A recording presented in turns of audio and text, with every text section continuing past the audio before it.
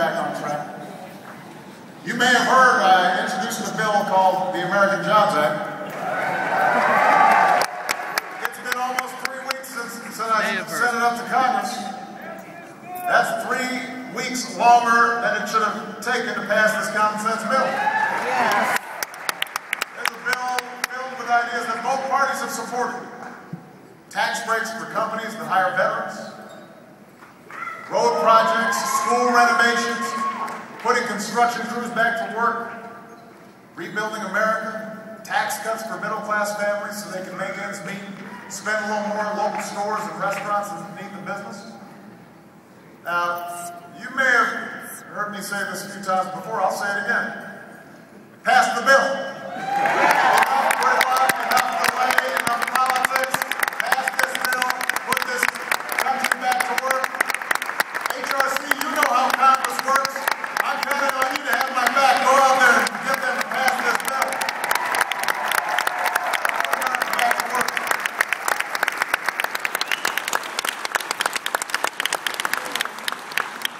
Now, ultimately, these debates we're having are about more than just politics. They're about more than the polls and the pundits and who's up and who's down. This is a contest of values. That's what's at stake. This is a fundamental debate about who we are as a nation.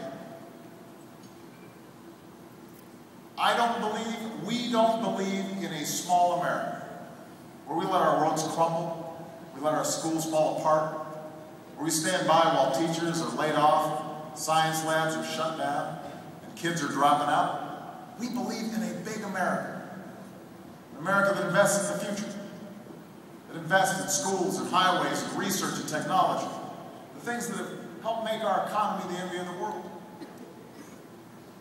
We don't believe in a small America where we meet our fiscal responsibilities by abdicating every other responsibility we have, where we just divvy up the government as tax breaks for those who need them the least, where we abandon the commitment we made to seniors through Medicare and Social Security. We say to somebody looking for work, or a student who needs a college loan, or a middle-class family with a child who's disabled, that you're on your own. That's not who we are. We believe in a big America, an America where everybody's got a fair shot, and everyone pays their fair share. An America where we value success, and the idea that anyone can make it in this country, but also an America that in which everyone does their part, including the wealthiest Americans, including the biggest corporations, to deal with the deficits that threaten our future.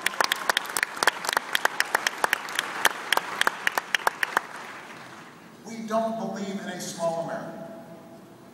We don't believe in the kind of smallness that says it's okay for a stage full of political leaders, one of whom could end up being the President of the United States, being silent when an American soldier is booed.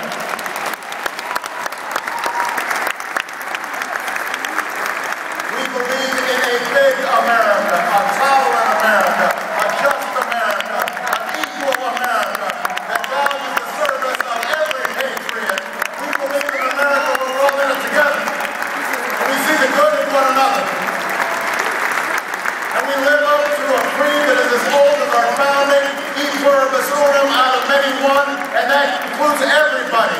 That's what we believe. That's what we're going to be fighting for.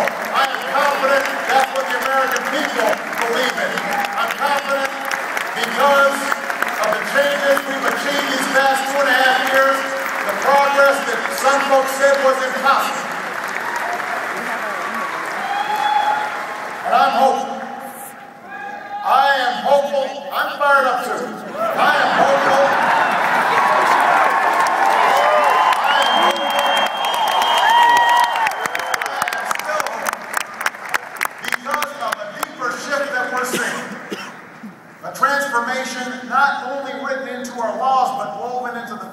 our society.